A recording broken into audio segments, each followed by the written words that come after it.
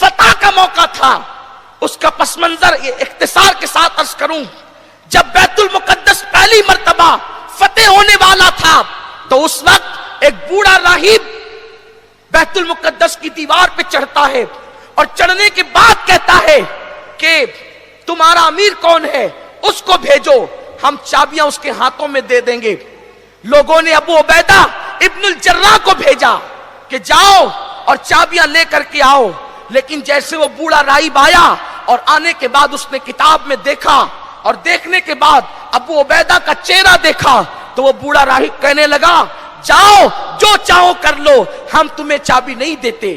پریشان ہو گئی یہ لوگ کہ اس نے تو کہا تھا کہ امیر کو بھیجو ہم چابی دیں گے، یہ کیوں چابی نہیں دیتا؟ جب پوچھا گیا تو کہا میں اپنی کتاب کو مانوں کہ تمہارے امیر کو مانوں، کہ تمہاری طاقت کو مانوں؟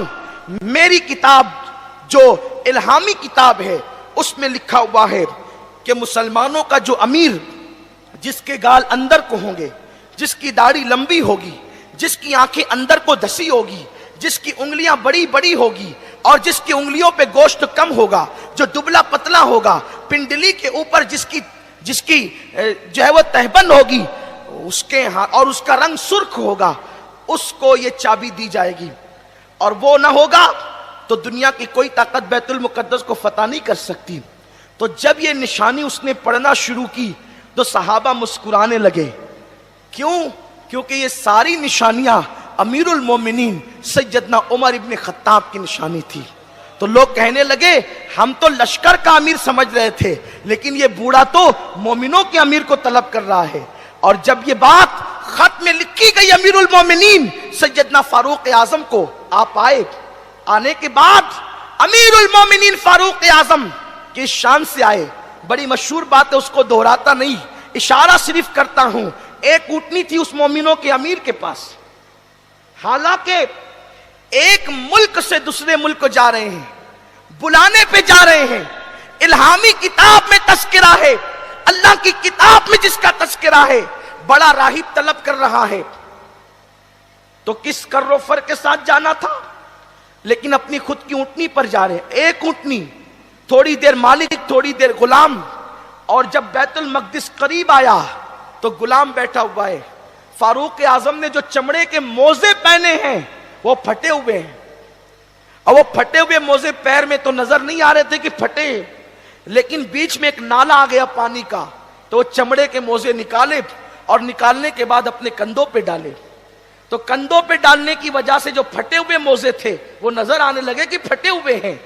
ابو عبیدہ ابن الجراح خالد بن ولید آپس میں باتیں کر رہے ہیں، حضرت کیا کر رہے ہیں یہ امیر المومنین، یہ کیا کر رہے ہیں؟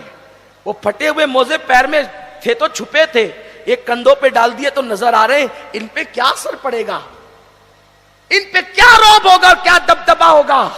امیر المومنین جیسے ہی پار گئے، کان میں ابو عبیدہ نے کہا حضرت آپ نے یہ کیا کیا؟ پورا بیت المقدس آپ کا منتظر ہے کہ مومنوں کا امیر کون آ رہا ہے، اور آپ اس طرح فقیرانہ شان سے آ رہے ہیں. ارے موزے پھٹے تھے، پیر میں نظر نہیں آ رہا تھا پھٹا پن، کندھے پہ ڈالے تو پھٹے ہوئے موزے نظر آ رہے ہیں. اتنا سننا تھا. فاروق اعظم کی آنکھوں تیز ہو گئی، گویا کی آنکھوں میں خون اتر آیا ہو، اور آپ نے زمین سے کنکریاں اٹھائی اور اٹھا کر کے ابو عبیدہ ابن الجراح کو پھینک کر کے مارا.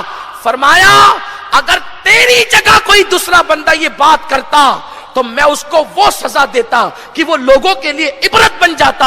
ابھی رسول اللہ کو پردہ فرمانے چند سال بھی نہیں بیتے، تم لوگ دنیا دار ہو گئے. کیا سمجھتے ہو کہ موزوں کا حسن عزت دیتا ہے، یا کپڑوں کا حسن عزت دیتا ہے، یا سرخ ہونٹوں کا کر و فر عزت دیتا ہے؟ سن لو، ہم ذلیل قوم تھے، ذلیل. ہم اونٹ چرانے والے تھے، ہم بکریاں چرانے والے تھے. حال یہ تھا کہ ہم 3 اونٹوں کو بھی ایک قطار میں کھڑے رکھنے کی طاقت نہیں رکھتے تھے. لیکن جب سے اللہ نے اپنا دین عطا کیا، دامن مصطفیٰ عطا کیا، اللہ نے ہمیں عزت عطا کر دی. ہمیں موزے اور کپڑوں نے عزت نہیں دیے، ہمیں مصطفیٰ کی غلامی نے عزت عطا کی ہے، ہمیں اللہ کے دین نے عزت عطا کی ہے. جب تک دین پر رہو گے، عزت دار رہو گے، دین سے دور ہو جاؤ گے، ذلیل کر دیے جاؤ گے.